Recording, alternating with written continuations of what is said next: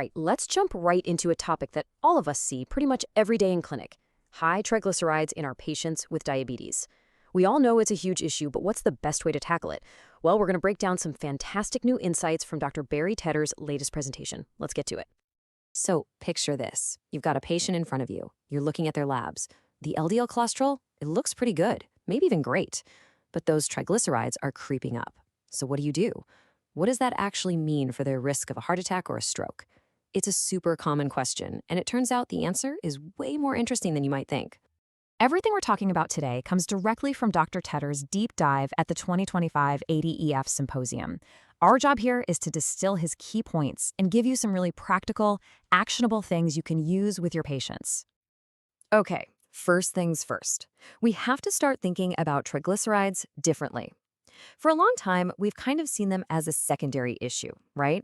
But they are a massive clue, a really critical piece of a much bigger metabolic puzzle, especially for anyone with insulin resistance. This right here, this is a huge mental shift. A high triglyceride number isn't just about fat in the blood. Nope, it's a flashing neon sign of a deeper problem with insulin resistance. A simple triglyceride to HDL ratio over 3 is a major red flag. And we need to rethink what normal is. Forget 150. A truly metabolically healthy person, their triglyceride should really be under 100. So if high triglycerides are the smoke, these things, the atherogenic lipoproteins, are the actual fire.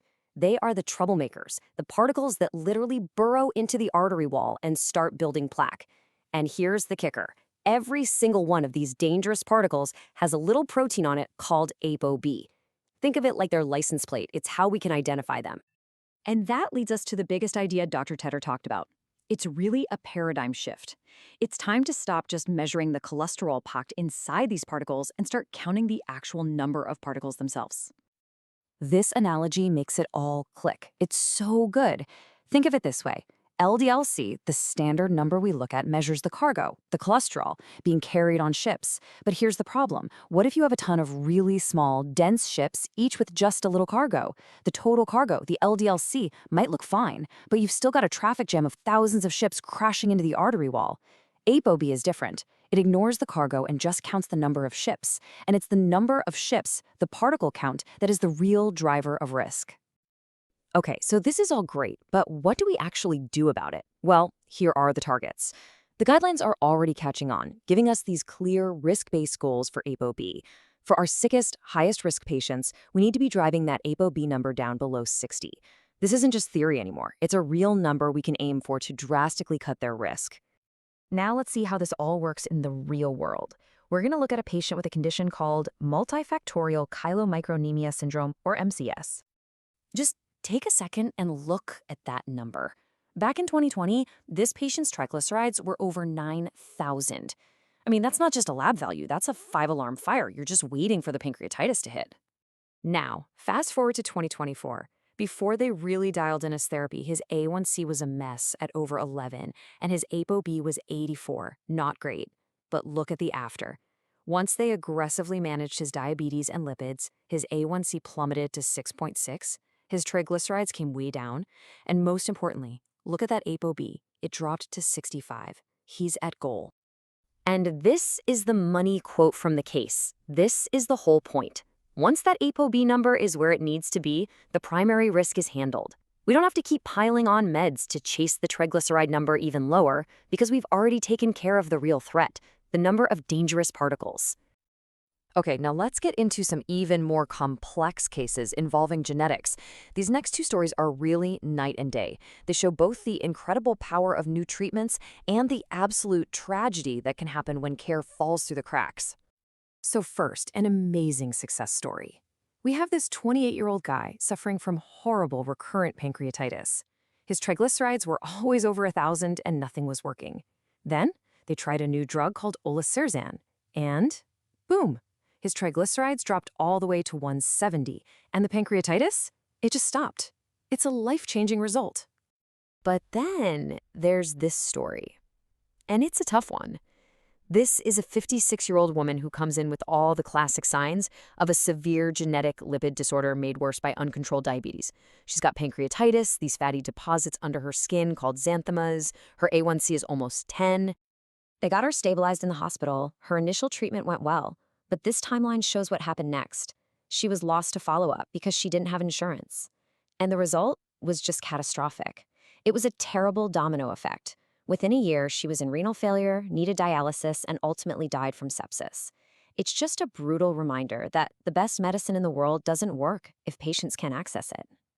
And this is just the most heartbreaking part of the story. She did eventually get back on her medications, and the xanthomas, the visible signs of her disease on her skin, they went away. But it was too late. The damage had already been done. The problem you could see was fixed, but the untreated disease inside her had already sealed her fate. Okay, so that last case was incredibly sad, but the future really is looking brighter for patients with these severe genetic conditions. Let's talk for a second about the new tools we're getting. For those patients with the sky-high triglycerides, the ones at huge risk for pancreatitis, we now have powerful new options. We already saw what olezarsen can do, and there's another one on the way called plozasiran. These are targeted therapies that are absolute game changers for these really difficult to treat conditions. So, after all that, after the data and these incredibly powerful cases, what's the bottom line? What are the key messages we need to take back to our clinics tomorrow? Let's boil it all down. It really comes down to these 4 pillars. First, figure out the true risk by measuring the number of particles with an Apo B or non-HDL cholesterol.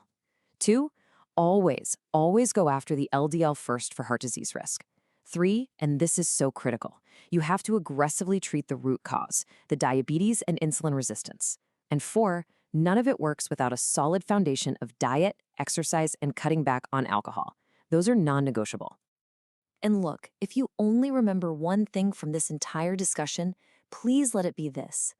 The single most powerful, most important thing you can do to manage diabetic dyslipidemia is to get that underlying diabetes under optimal control. It is the absolute cornerstone of everything. So, we'll leave you with this one final question to chew on. Given how it can unmask hidden risk and give us such a clear target to shoot for, isn't it time we start making Apo B the standard of care for all of our patients with diabetes? Something to think about. That's all for now.